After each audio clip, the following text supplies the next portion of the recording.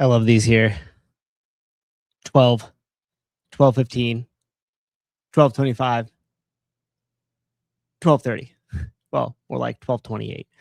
And 11 o'clock if you're on Pacific Standard Time. Hi, everybody. Welcome to the show. Is my mic on? Okay, good. I decided that I wasn't playing anything, and there was no.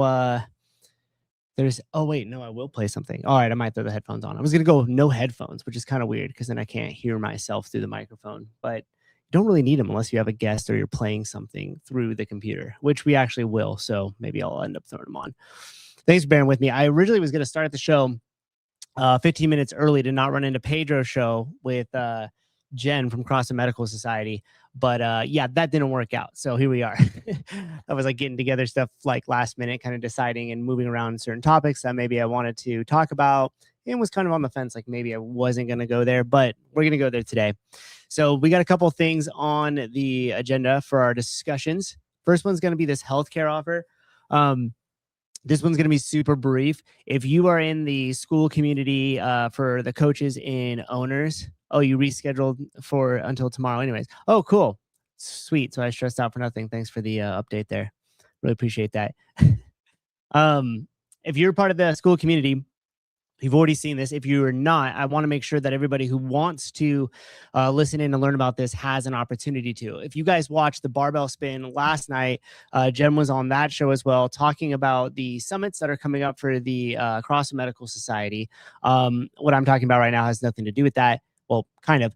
It's the healthcare offer that I've been developing with the CrossFit Medical Society, utilizing the labs that they offer with my gym. So what we're going to do with this webinar is I'm literally going to give you an up-to-date, like everything that I've done from how I advertise this to my members, how I explained it, to what I'm doing with it, to how I priced it, to the offers that I'm using, the membership tier pricing that I'm using, and how we got the phlebotomist in the gym, and what you could do to start it at your gym if you choose to. It's all going to be covered in the webinar, and I'm going to give away all the documents and everything else that are accompanied with it. So that way you could literally copy and paste it if you want to offer it at your affiliate. Like, it's already done for you. The only rule that I have is that if you utilize it, you have to give us people in the school community, myself, some feedback as like, how's it going? Is it working? What things did you change? What did you find like difficult to explain?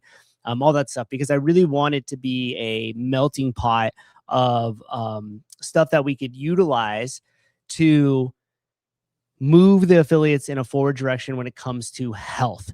And this is, I think, going to be the future of the CrossFit affiliates. I should put my little thing up so you guys know which topic we're talking about here. I believe that this is going to be the future for the CrossFit affiliates, and it's a massive differentiator against all the other gyms that offer functional fitness or hybrid athlete training. We know that, and I got this fancy thing as well, that the biggest difference from CrossFit to everything else is this diagram, this graphic that you're looking at here. It's the power output equation that measures measures intensity. We could graph it on there. You could turn it into a mathematical equation. We could see it. We could improve it.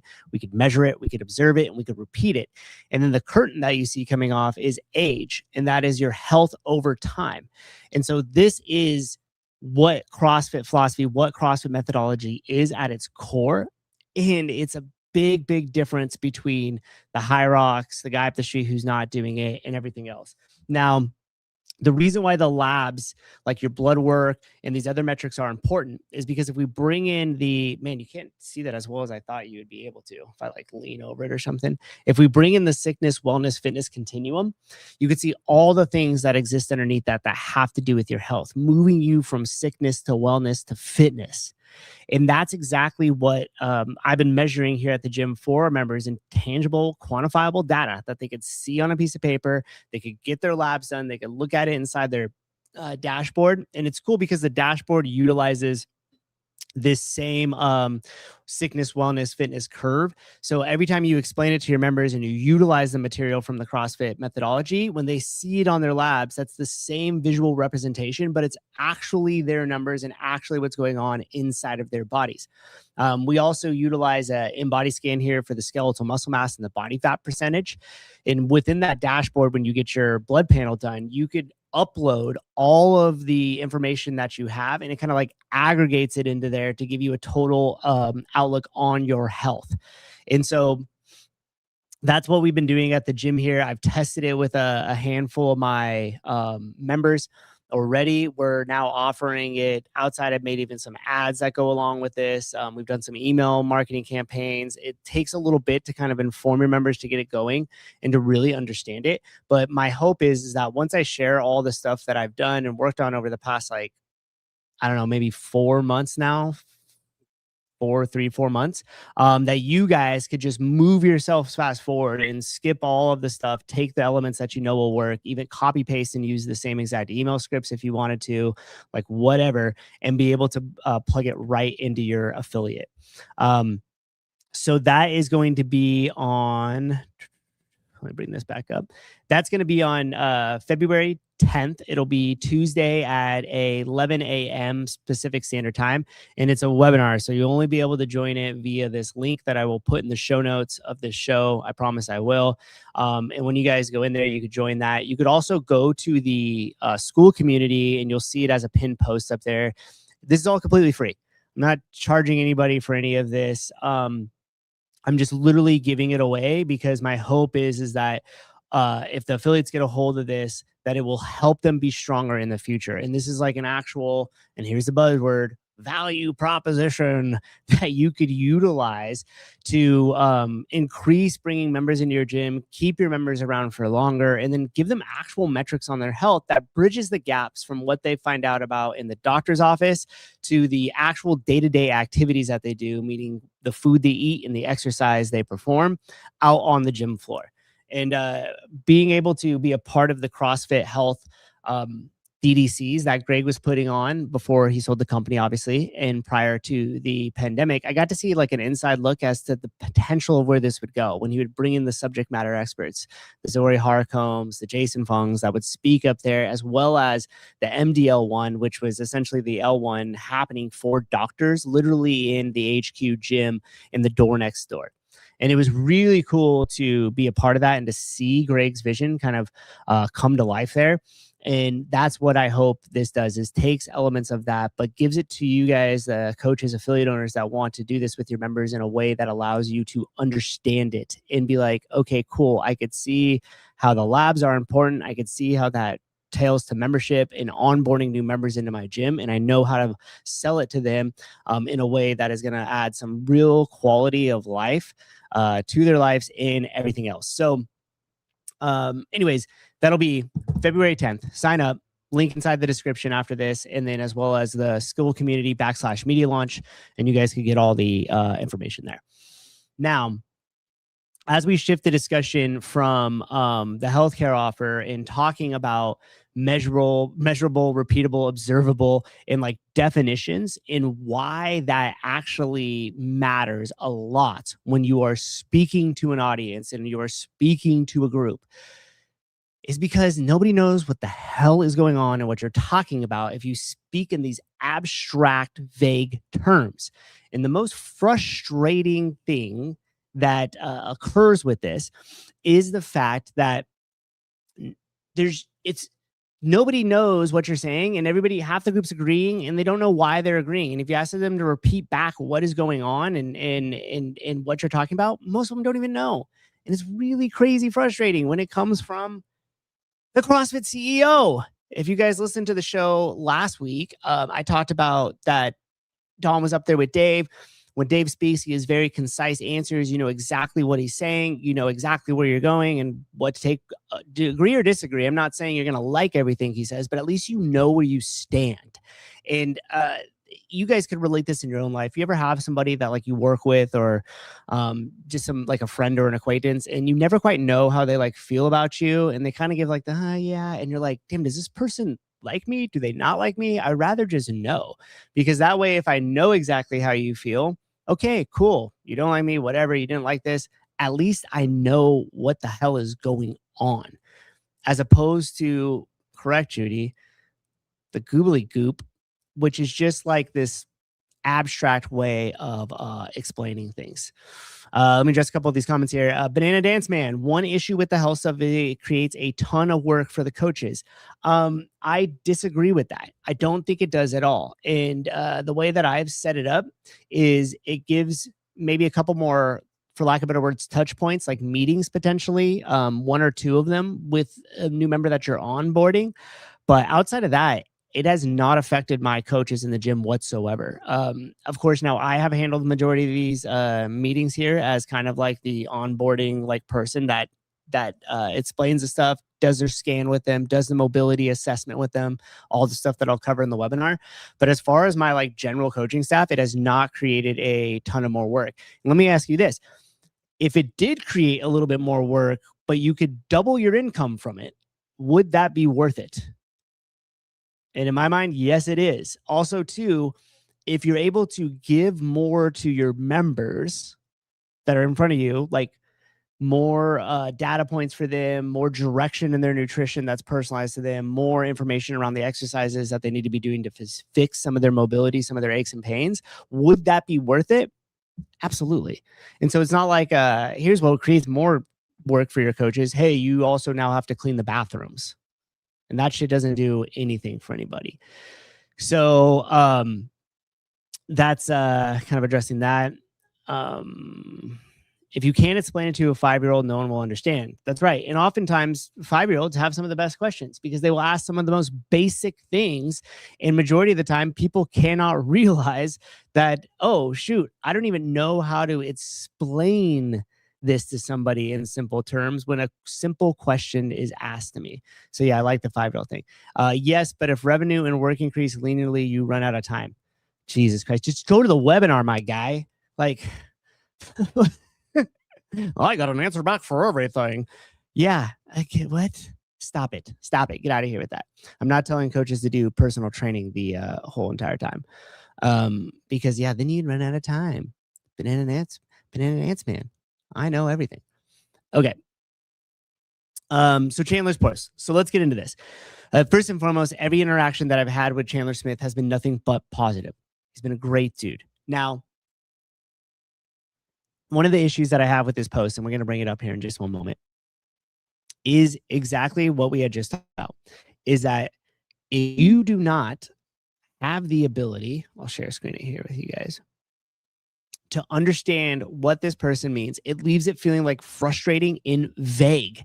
So we'll zoom in here and I'll read the post. And if you guys like have some sort of idea and you could connect it to what he's saying here, then like by all means throw it in the comments so that way we could kind of decipher this together.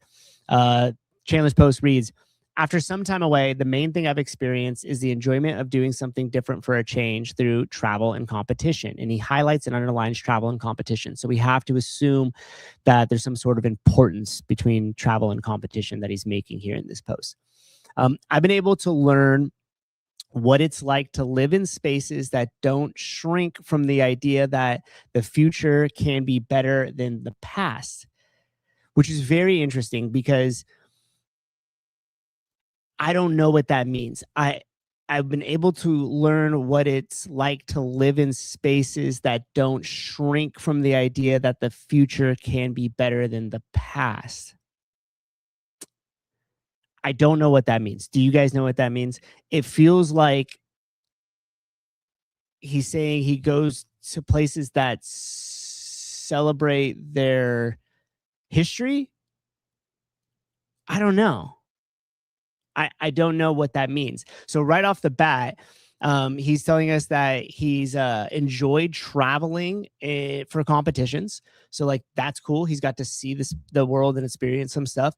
But he's also been able to learn what it's like to live in spaces that don't shrink from the idea that the future can be better than the past. I don't know what that is. And I feel like all of us are working towards like a better future. I don't know. So places that look beyond traditional bias of tolerating discrimination / dated training ideas. So that's a really interesting thing, two things to put together. Tolerating discrimination and dated training ideas.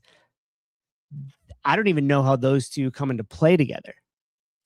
That's the thing that kind of gets me. It's like the dated training ideas, like we shouldn't squat all the way down, like below parallel, like the way that we should be eating.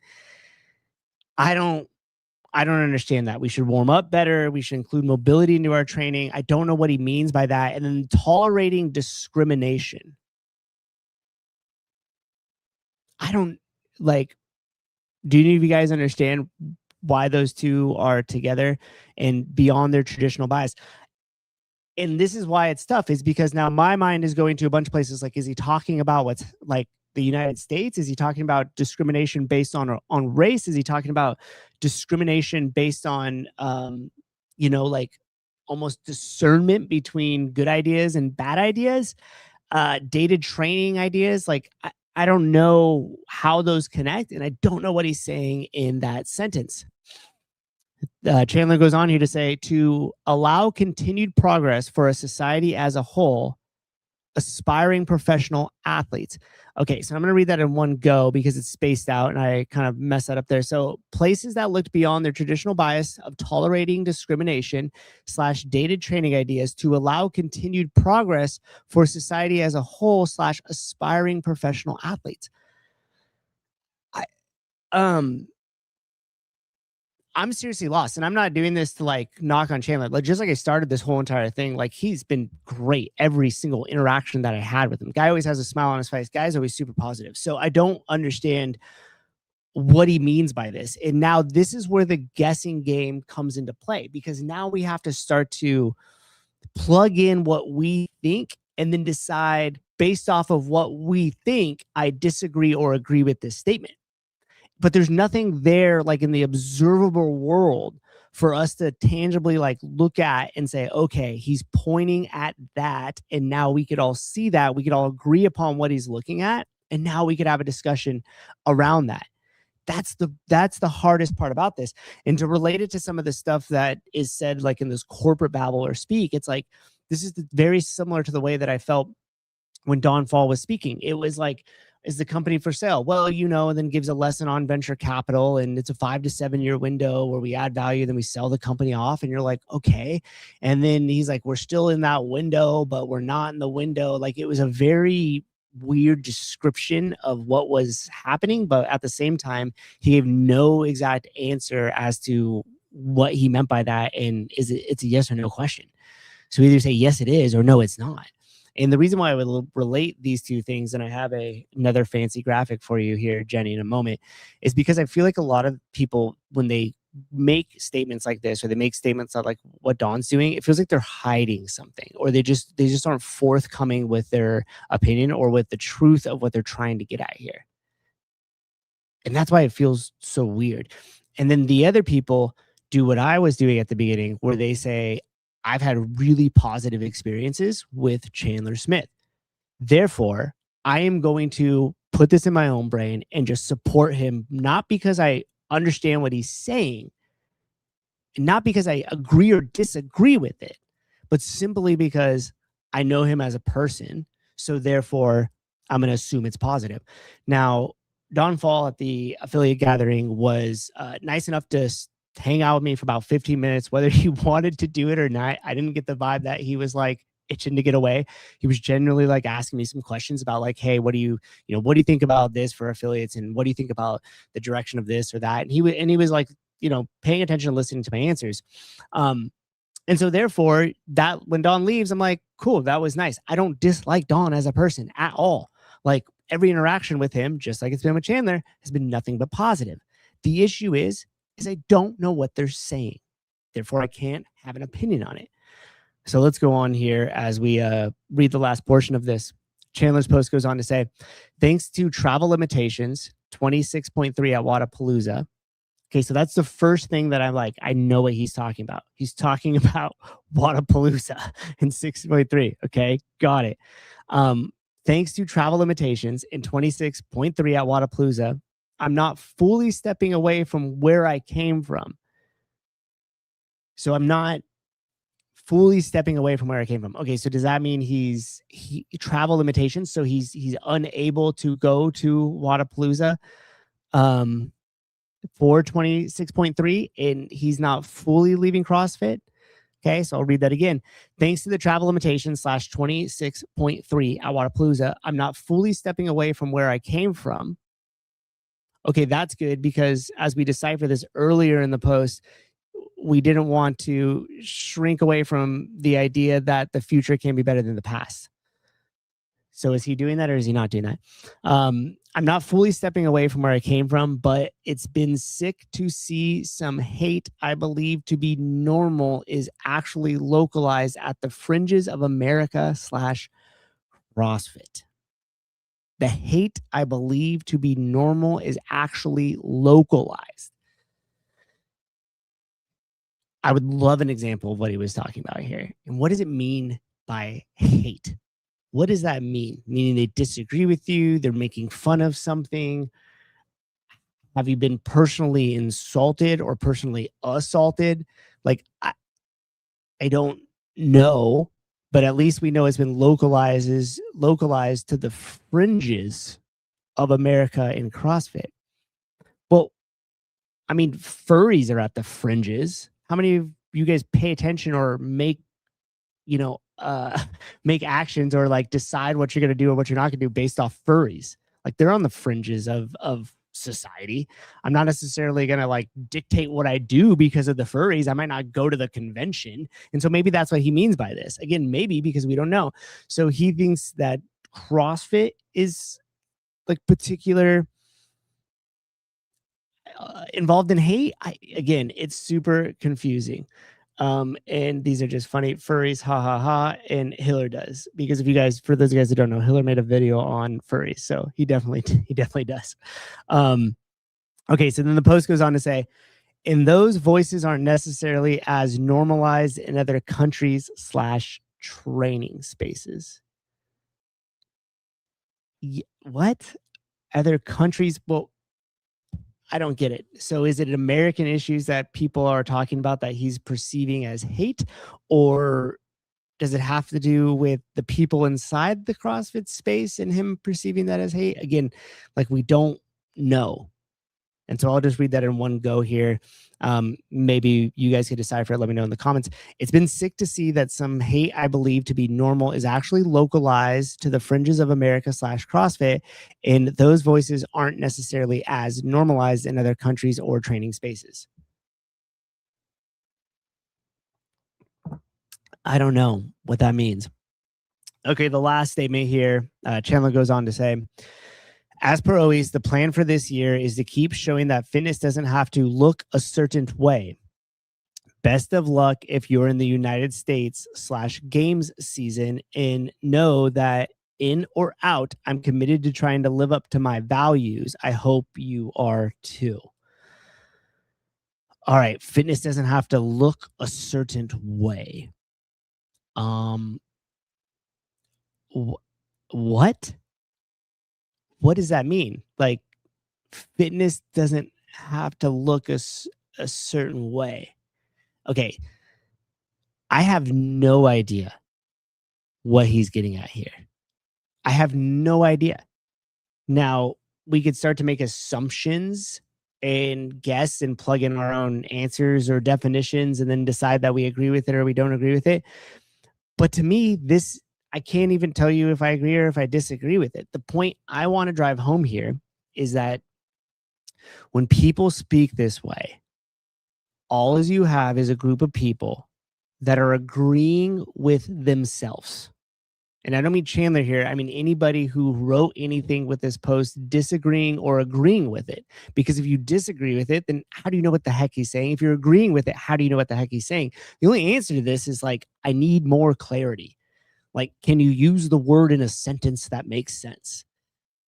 And that's the thing for me. It's like, when we hear this out of the leadership of CrossFit, especially coming out of the Greg era, where it was very specific, it was very, you knew exactly what it was. He was defining fitness. He was defining health. He defined intensity. He defined functional movement. Everything that he used, constantly varied, was defined, right? Constantly varied functional movement performed at high intensity.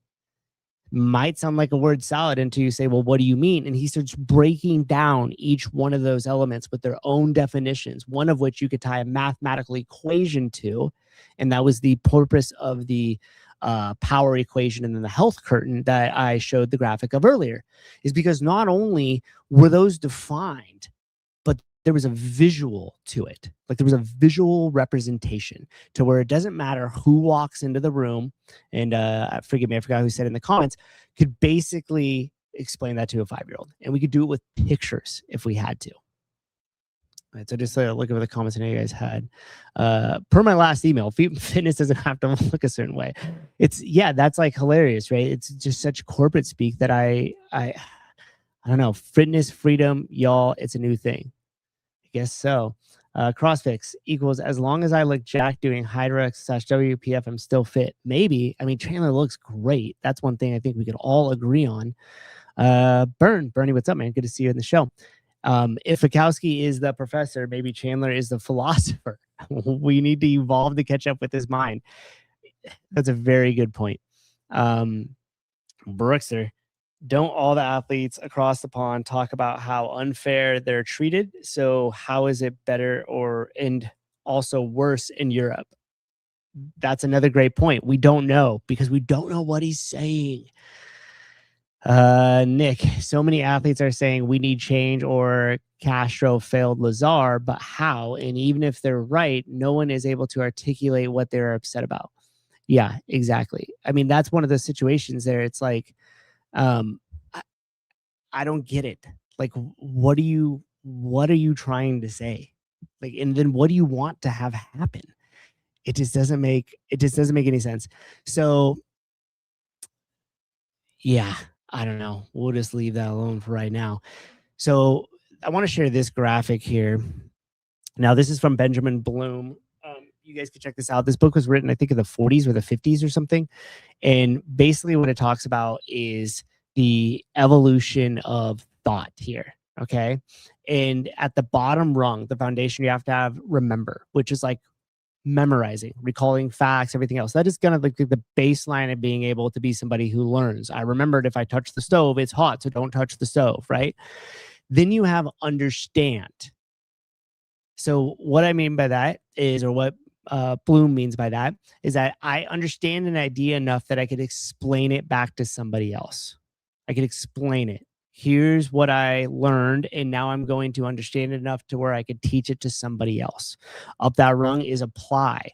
So now I've learned it enough that I could apply it in different ways. And think about the definition of fitness. So we memorize it, we could understand it to explain it to somebody else, and then we can apply it by actually doing it, showing it, having other, like, explain to other people, then apply it, they could do it. Then we have analyze. So you could start to look at those ideas and analyze them, decide, make opinions on it. Is it good, bad? What's it going to do for us? Then you have evaluate, which is kind of the next evolution of that, where I could evaluate if it's good, bad, integrating ideas together, kind of seeing where things cross-pollinate. And then at the end, you have create, which is taking all of that and being able to create new novel ideas based off the information that you have below. Go into that a little bit more in detail. You guys can check that out. The purpose of me bringing this up is I believe that we are sitting at the very bottom rung. We are at remember as a society, as a collective, where people could remember why they're mad, or they could memorize and regurgitate information that they're hearing online or they're seeing on TV. And they have the ability to do that. But they don't really have an ability to understand it to the point that they can explain it back to somebody in a way that makes sense for them to be able to understand it.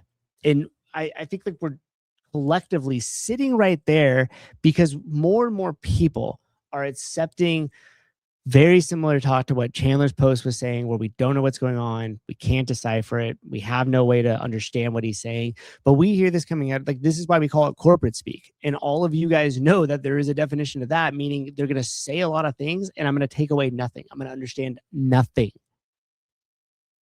But we accept it. And the interesting thing is, I like to think about corporate business versus small business. You imagine if I have a member here that hits me up and is like, hey, for whatever reason, the shirt didn't fit and I want to return it. Now, imagine me saying a bunch of word salad and, oh, well, I got to go through this and we could give you a gift card because it's within our policy to blah, blah, blah, blah, blah. if we're having a face-to-face conversation, you guys in the chat, like nobody's accepting that. You're like, no, dude, fucking refund my shirt. What are you talking about? Like you have more over there. Just put it back and then add it back to my card. Like it's not that difficult. But for whatever reason, if you go to Target or do it and you go through the layers of bureaucracy and they say the same thing, you would accept it. You would accept it. Oh, I can't get a hold of anybody at Comcast. My bill jacked up, but I got to go through 3 layers of phone calls and customer service, and they run me around. And it just tires me out, and I don't have the time, and I get a bunch of non-answers anyways. And you accept it. We accept it. I accept it. But you want it on a human-to-human level. But what happened is we got so used to accepting that bullshit, the corporate speak, all that BS, that now it is on a human level. Now people could post like what Chandler posted there, and he'll have 300 something in comments agreeing, applauding him, being like, oh my gosh, you're so brave to be able to do that. And we stand with you regardless of what your opinion is, even though we don't know.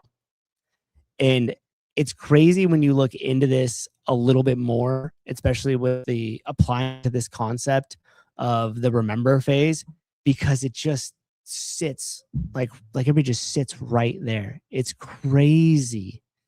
Honestly, Souza, I wish Chandler could have been more vague. Yeah, I guess so. Matt, I opened my affiliate January 3rd. We have 31 members confirming that literally 0% of them know or care what is going on with HQ outside the gym. It's not about your members.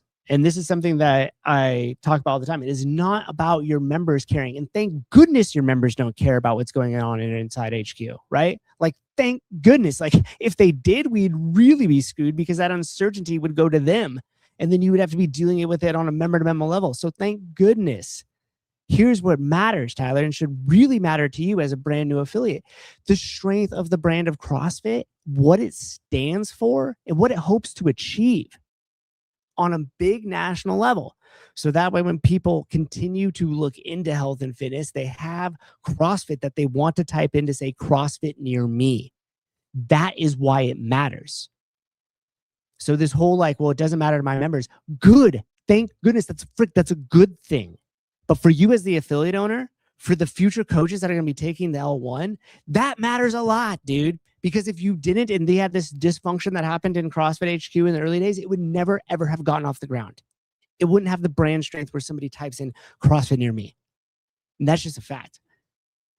And so it should matter to you as the affiliate owner. It should not matter to your members inside your gym. And that's kind of the differentiator right there.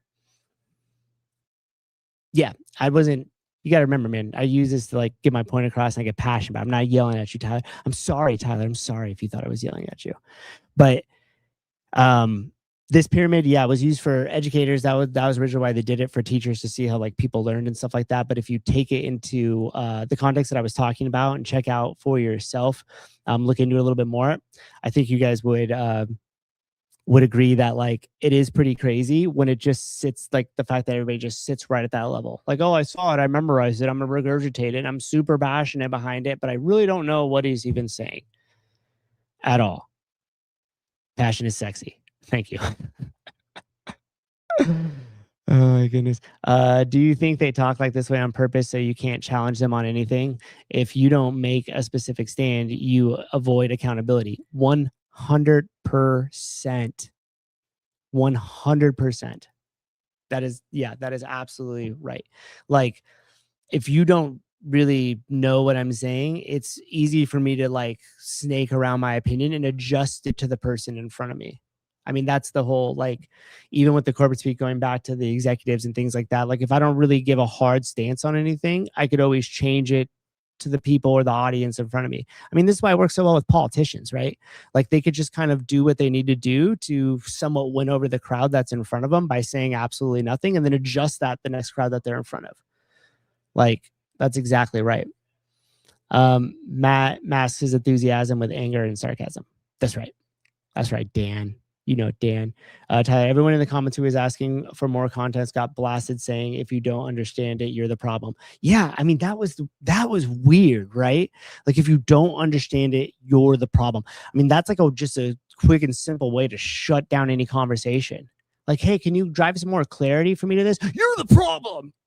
It's like, what? Like, that makes no sense. You really haven't like articulated what you mean in a way that you should be able to have that information and adjust it to explain it to anybody else. Like imagine I'm trying to teach the clean and I'm like, use your legs to lift the bar, use your arms to pull your body underneath. And they're like, I don't really get that. And I'm like, well, you're the problem, bro. You're the problem. I told you, legs drive the bar, arms drive the body. What do you want from me? And even that has more clarity than what was being said in that post. So imagine as a coach, you took that same approach of like, oh, I told you the cue, I articulated it, but you don't understand it. So now that's your problem. No, anybody that teaches CrossFit, especially has gone to the L1, it's like you need to be able to change your cues or have enough tools in your toolbox to be able to explain it to them in a way that it finally clicks. And this might take some time, especially if it's something complex, but either way, it's always about being able to adjust. Colton Powers, where I'm the problem. It's true. Maybe I am too. Me and you both.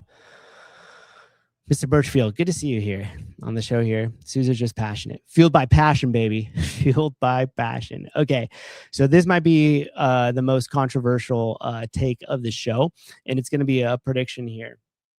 Rumor has it that we will see a change of CEO within the next couple of months. Originally, I was hearing something within the first quarter of this year. So that means I think it's like what, to the end of March or something like that would be what would be considered the first quarter, Jan 1 to the end of March. And I think the writing is on the wall that Don Fall will be either removed or switched, or something will happen and somebody else will come in as CEO. It's inevitable. Nothing has happened.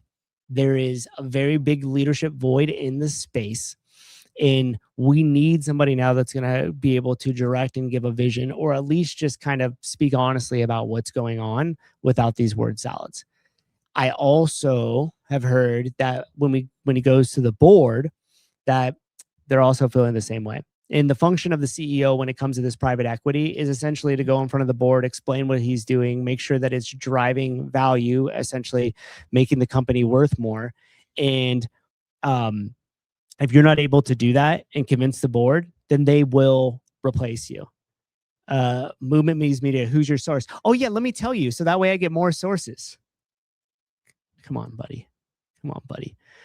Don couldn't get the sale done by Don. Now that's a very good guess, Banana Dance Man. I think that you are onto something there, that there was an opportunity to not only make the company more valuable, essentially squeeze it so the books look better and you could show that, hey, it's worth this much on paper. And they've had offers, and for whatever reason, he wasn't able to get that done. So I do think that that has a large portion to do with it. But I also just think that there is some stagnation internally. I could imagine, again, this is speculation, allegedly, that it's really tough to get anything done in HQ, because just like Chandler's post, just like the word salads that we're hearing for Don, imagine having that as your boss and trying to go in there and get stuff done. Hey, what's my budget? Like, where's the direction? Like, where are we pushing to? Like, what metrics are we looking at? And you don't really get clear answers. Like, then you're like, okay. The second function of the CEO, and this is my opinion here, is that you should constantly be like driving the team and talking about optimism, selling the vision, and saying, hey, we are going places. The future looks bright. This is going to be awesome. We're going to push this through, regardless of kind of what's going on. Like, you need a leader that's going to not just cheerlead, but also really be able to fire up the team in a way that keeps morale high. So that way people want to show up and work hard. And if you don't have anything within the leadership like that, like there's just nothing, like you're not hearing good, you're not hearing bad, you just don't even know where he's at or what's going on, like this is going to lower morale. And when morale lowers, people aren't fired up to work. Now, when you're working remotely too, that just adds so much more complexity to it, because you really have no idea what's going on day to day. Like, you just don't. Maybe they're not even working half the time. Like, you would have no idea. And so the real question begs is like, who's going to step into Don's place? Somebody else said again about the CEO. Yeah, Rob the Robot again. Crazy, right? Because there's been a lot of changes in CEO within a relatively short time since Greg. Like, you had Greg for whatever, the first 20 years. And then all of a sudden we've had a bunch in a short amount of time. Now, Donna stuck around the most out of the recent CEOs. And I think that's also why they're hesitant on the fact of potentially replacing him. Now, this might not even come publicly. Like, we might see this change and like hear it, and then internally they'll know that there's somebody else in charge here, but it may not come as like the announcement that you think. And if you remember, they're not above just completely bullshitting us either. You guys remember the whole Eric Rosa isn't CEO, but he got elevated to chairman of the board? Well, that's impossible because I'm chairman of the board. And Rosa is nowhere near here. So the crazy thing is too, by the way, don't you think I forget this? Remember when I was Savon and I did that show talking about the switch, and then we the guys over at Talking Elite and everybody else was like, they don't know what they're talking about. They don't know corporate structure like we know corporate structure. He is chairman of the board and he got elevated. We're like, nah, bro, he got fired. And that's exactly what happened. But they tried to minimize the damage with the public perception by saying he was elevated to chairman of the board. So will we see something similar happen with like Don's roles are changing? He's going to go to partnerships. He's going to go to whatever the case may be. Now, the hard part about the switch of the CEO could be that if they move him out, typically if you move a new CEO in, they're going to want to bring in their people, or they're going to want to clean house and slowly rehire into different positions from either their hiring practices, people that they interviewed or want to bring on, or their already set team that may come with them. So let's just hope that they're able to find somebody with inside that has institutional knowledge and be able to actually move CrossFit towards health and fitness and bring back the brand in a strong way that allows us to all become enthusiastic and really want to get back into the fight again. Clydesdale Media, good to see you here. Don't forget, Greg hired a few CEOs as well. They're just want a board. Oh, they just want a board. Yeah, Greg hired Jeff Kane, was the only CEO that I know that came in. And Greg was still very much the leader during that time as well. And then that kind of happens when the founder hires a CEO. A lot of times it doesn't work out, and it doesn't really work out with Jeff Kane. But yes, you are correct, Clydesdale. Will you apply for the position if publicly available on a website or LinkedIn? Greg, I wish, man. I don't know if a lot of the times they're too fond of me doing these shows and talking about my speculations or what I think coming out of HQ. And the reason why I do it is just because like nobody else is. There's a leadership void here. And I know that like for the affiliate owners, for the coaches, for seminar staff, like this type of shit's important, man. Like get a vision going, get it something that we could all get behind again. I mean, for heaven's sake.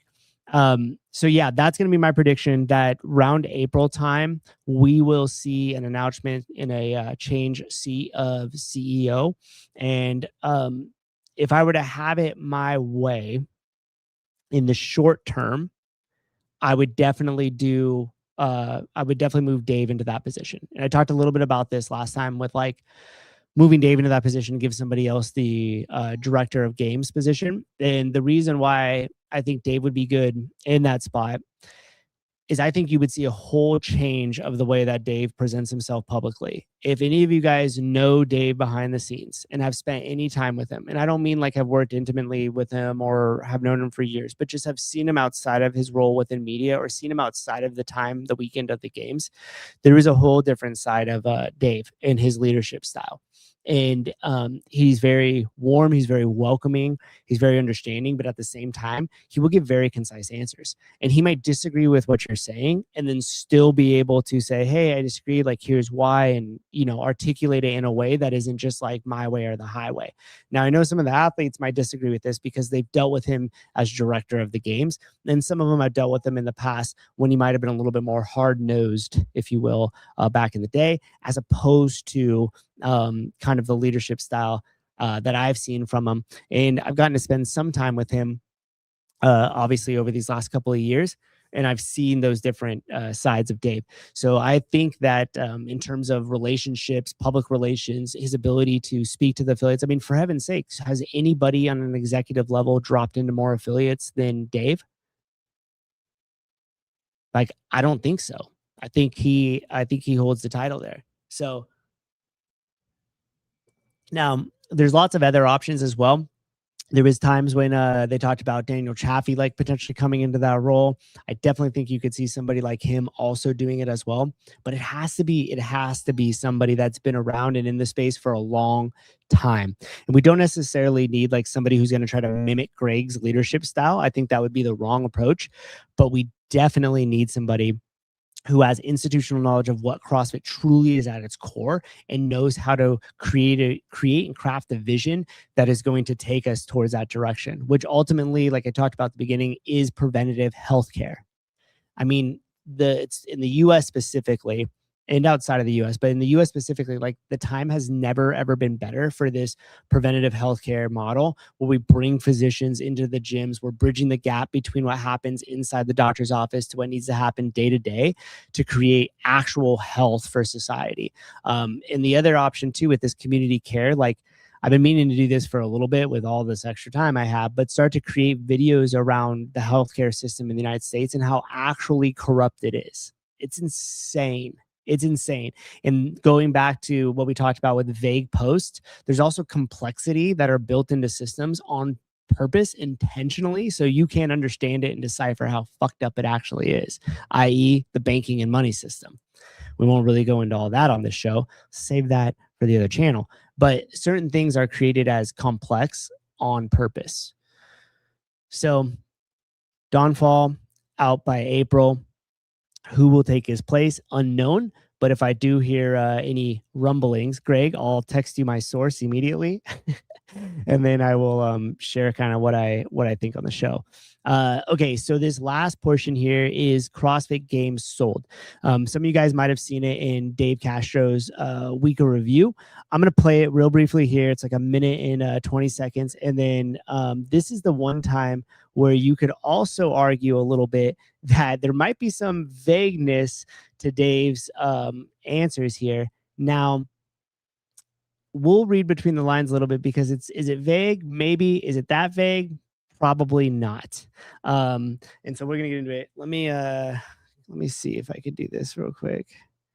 Rodecaster Pro. Oh, I don't even need to put on my headphones for this. We're going headphone-less. New style, son. Okay. So we're gonna go ahead and play it here. This is where he gets into the question about the games. You. And related to the game specifically, was there ever a point where you considered or discussed an ownership or partnership role with Glassman as it related to the CrossFit Games? Was that something you never wanted to pursue? I mean, I would have loved that. Greg would have never gone for that. Greg owned CrossFit 100%, and that was his prerogative. That's his choice. But I think then, and I even think now, there's this split of the games that can exist that enables the games to kind of reach its full potential. Let's just say that. Someone should entertain. It could have happened under Greg. It can't happen now. I don't know if it'll happen. But I think the games being independent of CrossFit, but yet still closely aligned with CrossFit, could be a good thing for all. Okay, so let's break that down. Oh, there's an echo. Sorry, guys. My bad. I'll turn down my mic on it. Were you able to hear any of it? Apologize. I was looking at the thing. I should have been looking at the screen. I don't know why I was doing that. Maybe because it's on the opposite screen over there. So break down that portion real quick. So in my opinion, what you heard it twice. It's a 1930 live announcement radio. Okay, cool. Yeah, you need your headphones.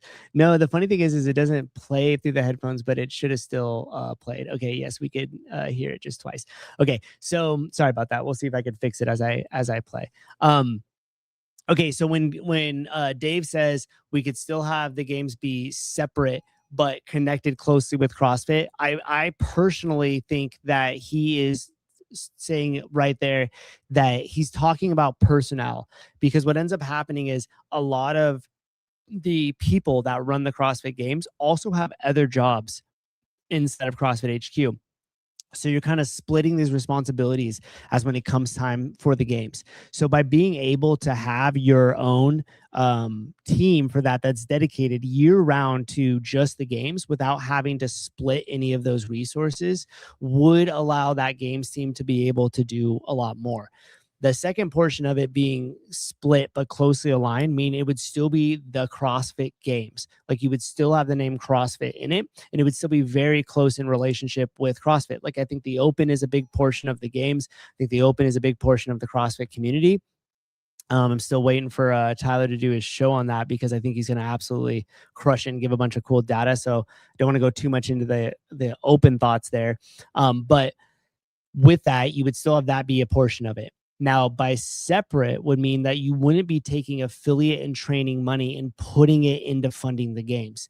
Now, if you look at the Open dollars, they are now utilizing that for the prize purse, and there's probably some other things that it's coming into. But ultimately, the CrossFit fund, like where CrossFit gets his money from, is training seminar money and affiliate money. Okay, now the games might have some sponsorship money and some other things like that, but ultimately at the end of the day, until it can stand on its own two legs, completely funding its own people, because you could say, oh, well, we don't put a lot of training or affiliate money into it. And I would say, okay, so all the people that work on the CrossFit Games that are being paid just out of sponsorship money from the games. And it probably will know because they have other roles in CrossFit HQ. Okay, so that's what I'm talking about. It needs its own team that is fully being funded independently of training and affiliate money, because training and affiliate money should be doing nothing but reinvesting back into training and back into affiliates. Whether that's doing more with seminar staff in terms of employment and opportunity for them, whether that means investing into more ability for affiliates, hopefully just media, but tools and resources for affiliates. Now, if you have all of these things being split, like, oh, well, marketing is working on marketing the Open and the CrossFit Games, but then who's marketing the seminars? Who's marketing for the affiliates? Who's creating that media? Like all of that just gets jumbled into one big thing. And a lot of the times you're splitting those people's attention and you're splitting initiatives. People are struggling. Hey, I need money for the stuff for the games. Well, hey, we need money for the stuff for the affiliates. And what ends up happening is you get like a kind of a shitty side of both, right? And it kind of reminds me of like the affiliate owner who's like, oh, I want to train to go to the CrossFit Games, but I also own an affiliate. It's like, no, you eventually you have to decide, because either you're going to put all your eggs in the basket of making it to the games to be the fittest on earth, and that's what you're going to completely focus on, or you're going to completely focus on growing and building your CrossFit affiliate. To split the two, you probably won't really make it on either. And so that's what I believe Dave is talking about here when it comes to the split of it. So its own people, its own profit and loss statement, meaning it's functioning as its own business. And it's not taking any money from training and affiliates. It would still hold the CrossFit name. It would still be really closely connected for all, like, you know, external purposes, meaning like the average Joe might not separate it as much, but in terms of like relationship with CrossFit and the CrossFit Games, but the resources that are coming from HQ would be, and that I think would make a really big difference. Now I'm going to try to play this again, and I'll pay attention to the comments so it doesn't echo. So we'll continue on here, but that's what I believe he means by the split. Let me share the screen. And it doesn't, and I don't even mean that in terms of, I mean that in terms more of functionality from a practical sense for the execution of it and the running of it. It doesn't have to be so, that doesn't have to be so clear forward facing, or it's not a huge like break off of CrossFit. It's still with CrossFit and aligned with CrossFit. Okay, so I think I hit that part pretty good. Like from the longer explanation that I gave about like actual humans focusing on one thing's being paid independently by it and the other humans focusing on the other thing. I think the way that from what Dave was saying there to what I gave to you guys, I think is pretty aligned. It's just a little bit more detail and clarity, hopefully, from the statements that I gave around people, their jobs, their functions. And he said it right there, like it wouldn't so much be like forward facing a split, meaning like there'd be no like announcement of it or not. But internally you would know exactly which job you were doing and what you were focused on. Okay, we'll go back to Dave. At Christine Coach. That was it. Okay. So I want to get into real briefly here exactly how that would work. Okay. Because I don't want to just give like some sort of vague idea without it. I'm looking at my notes over here. So we already talked about the operational in terms of people being dedicated to just the CrossFit Games. The other part of it would be where CrossFit would get its money from. And we talked a little bit about this on the Week in Review show with Sevon, where it's like, okay, so if you take away training and affiliate money, like then what ends up happening? Now, if you did this correctly, you would have a very easy explanation of the season, which no doubt if you came from the golden era, quote unquote, of CrossFit, part of the reason why I think it made it successful is I could sit down and I could explain it to somebody who doesn't know what CrossFit is. Hey, what's the CrossFit Games? How does that work? Well, the Open starts in every single CrossFit affiliate. That's where the community all does these same workouts. The best of the best go to regionals. These are local in-person competitions. Then from the regional, the net gets even tighter. We're only the top 3 from each region, then go on to make it to the CrossFit Games. Easy, simple. You get it. Now you're there. Stage 1, stage 2, stage 3. That's it. Now that simplicity would also, I think, allow it to scale. And you could end up having really big regions where it just becomes harder and harder to get there. But if you had them localized like we used to, where it was like Northern California and Southern California, even in California, we had 2 separate regions, it still allows a pretty big net to where you feel like it's tangible. Like, especially when you first get into it, you're like, okay, I could see myself making it. I might not be in, heat. I might not be in a contention spot for the games, but I think if I trained hard enough, I could get to regionals one day. And that hope of being able to make it is what brings new people into the fold of CrossFit. When you look at it, the barrier to entry is so high because the level of athlete is so big, and you only have a couple spots to qualify. To get into even the in-person ones, that's when you start to lose the motivation to be like, I can never make that. That's crazy. And we saw that happen when it started going to the super regions, when they started to like narrow that down. Now, a lot of the reason why they did that was because the cost of broadcast. Now broadcasting something is significantly cheaper and easier to do now than ever before, meaning you could actually get local sponsors, which essentially these people have to do now at the semifinal level, but you could do it on a smaller level and get local sponsors to where they could come in smaller vendor villages. The NorCal Classic does a really good job and really good example of this, where they kind of create this localized fitness festival. And then you could stream that at a very, very reasonable cost. Essentially, you could probably do, I would say, 10 of them for the cost of one of them back in the day. So that ratio has completely changed, being able to stream it. And you do that for free on the CrossFit Games YouTube channel. So all that streaming is done for free by that. And it's part of the contract for those regionals to be able to use the name CrossFit, to be able to be connected to that season and everything else. Now, they would have major title sponsors for the games that would also help the funding of that somewhat as well too. But you would have to have a partnership with each individual local regional. Okay, so the other portion of this would be the media rights, and it would go to the games, would have to go to like a Netflix or like an Amazon Prime or something like that. And what you would do is you would package up the games, the finale, the live shows of the finale and everything else into some sort of streaming platform. So that way they paid for the rights to use that. With inside of that, you would also have the documentary, the Road to the Games, like all of that media would kind of be packaged up.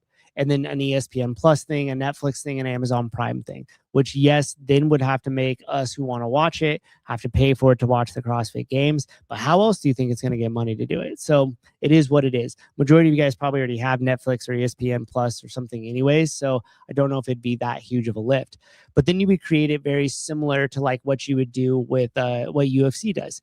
So you have all the media rights that are sold to those streaming platforms. And then you would just be cutting highlights and different promos and different things that would exist on the CrossFit Games YouTube channel to kind of bring more people into the fold. And for those people that didn't have the streaming access or different things like that, could still kind of, in retrospect, follow along to a certain degree. Then months later, you could put the full events onto YouTube for free once that timeline was up amongst that media rights for that streaming platform.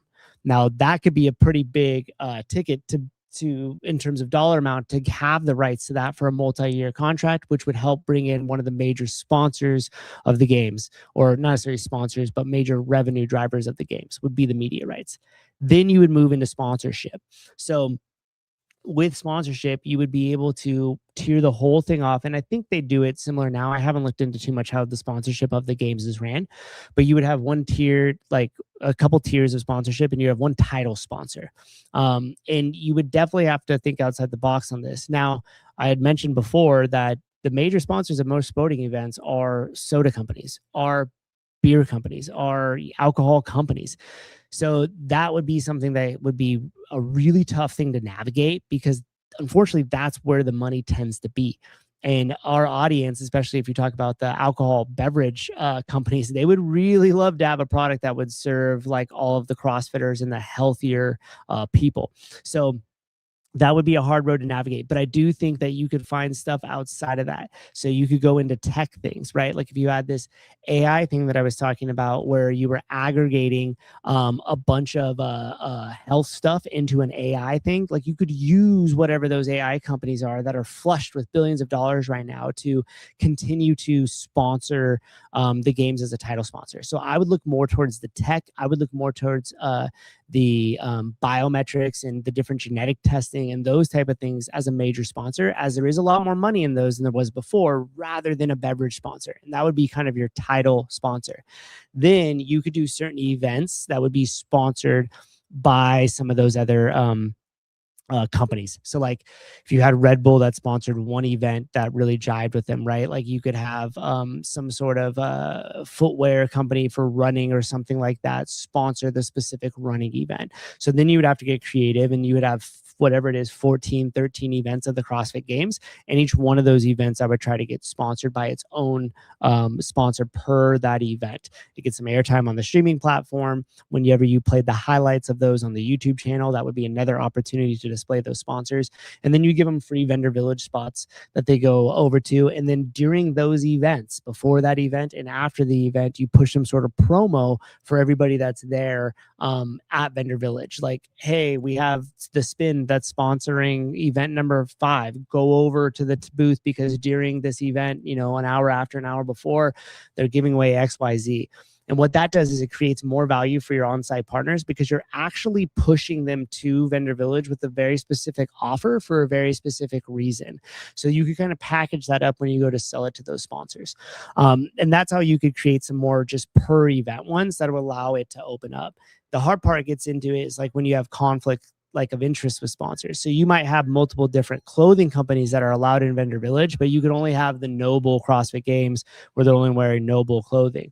And so they get themselves in a little bit of pinch there. But you could have in your contract like, hey, yeah, we're not going to put your guys' events next to each other, but we're going to have a clothing event sponsored by event 1, and then another clothing event or shoe company or whatever sponsored by event 8. And we're going to push them to your spots, and you could run online free online offers that are specific during that event for the live viewers as well too. It creates a lot of urgency and scarcity around the offer that those sponsors would be able to deliver. So pushes people in a specific thing, which would help drive up their sales at that time. And we've actually done this with Kill Taylor. We've done this with Born Primitive during the Taylor versus the World. So on a small scale, like we know that it works.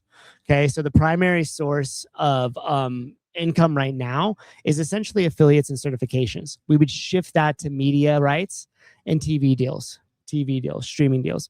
Then you'd have sponsorship. So right now it's mostly endemic like fitness brands. You could move it outside of the fitness space for your title sponsor to have more awareness. Also too, it's going to help that it's now on Amazon Prime, it's on Netflix. Those title sponsors are going to want to have that more exposure on those platforms, because there's just more eyeballs there than there is on the game's YouTube channel site. It's hard to say like, hey, Noble, you're going to get more exposure on the game's YouTube channel site. Like, no, you're still reaching essentially the same audience, right? Going to one of those other streaming platforms would help those brands and that title sponsor reach a larger audience. And then you have the event sponsors there. And then on top of that, you would have the open, and a part of that open money would go into feeding the prize purse, into also funding the games to a certain extent. So to me, that makes a lot of sense. And then you don't have to worry as much about those things kind of conflicting with CrossFit, or CrossFitters feel like they're being sold and stuff outside of it. And that's what I would do. I would split the games, but I wouldn't split it like publicly. I would do it in the sense of, like I said, money, in the sense of personnel, and you would have the team like just focused on the games year round. You would have a lot more media, which all those rights would be purchased by whatever the major media rights holder at the time had. And you put ballpark numbers to this, 20 million a year needed to do everything.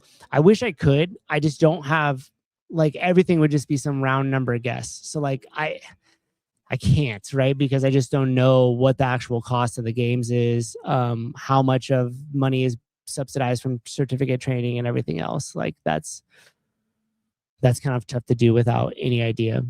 Bernie, a company like Garmin would be a natural sponsor for CrossFit wearables, incorporate metrics into the conversions about health and performance, everything. Exactly. Yeah. I mean, that's a great example. And then on top of that too, like I was saying, if it's on one of these major streaming platforms, like you're going to reach a lot more eyeballs than it just being localized on the YouTube's games channel, right? Like how many people are really going there and watching it? Not a ton. You're going to get a lot more wandering eyes that would see it on a Netflix, that would see it on Amazon. And by the way, if they're paying for that now, one of those streaming things are paying for the media rights, they're going to promote that. They're going to promote that stuff within their platform because they want it also to do well. All right. Well,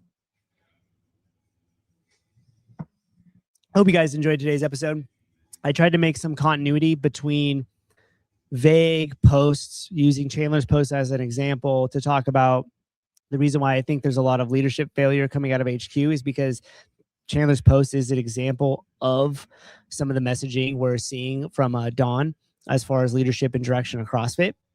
And then my prediction on what will happen with the CEO come early spring-ish. And then also my opinions on the games being sold. Just as a recap, if you guys are just watching now, we're going to be doing the health offer, the webinar that I will be putting on, giving away. This is going to be very like specific for gyms and the different stuff I did there. So if you're interested in it, just generally, you're more than welcome to join. You don't need to be a coach or a gym owner. The link will be in the description of this right after I close out the show. And it's completely free, and all the stuff that I'll be giving away will be completely free. And that's all I got for you guys. Hope you enjoyed the show. Didn't they use Whoop as an actual event one year? I think they did. And then they had like it displayed on screen, and there was some issues with that. I think might have been a little too early for that. I'm shocked more CrossFit gyms don't already have partnerships with Garmin and Portland wearables. Yeah, I mean that's, you know, those are all things that could be tied in. And when you think about the CrossFit Medical Society with like their labs, like we talk about the glucose testing from like Levels, these other companies, right? Like I think there's a lot that can be done there, and there's a lot of money being focused around genetic testing and different things like that. So it's a definite possibility in terms of where sponsorships to go and what we could see in the future. Alrighty, gang. Made it through a cup of my Paper Street coffee. Hope you guys enjoyed the show. I got a text while we were on it. Looks like Emma Harding will be on tomorrow morning show at 7 a.m. Then we have the CrossFit Games update show. I'm not going to tell you who because I don't want to get in trouble, but we're going to have 2 guests on. Actual guests, not Dave Castro calling in, like actual guests on the show. I don't know if someone wanted to announce them, but that'll be at 5 p.m. tomorrow night. So we'll be bringing 2 in, one for sure. The other one's on the fence. We'll see. And then we have the Kill Taylor, $2,500 on Saturday morning. Alrighty, gang. Thanks for listening. Hope you guys have a great day. And as always, be good to each other out there. See you next time.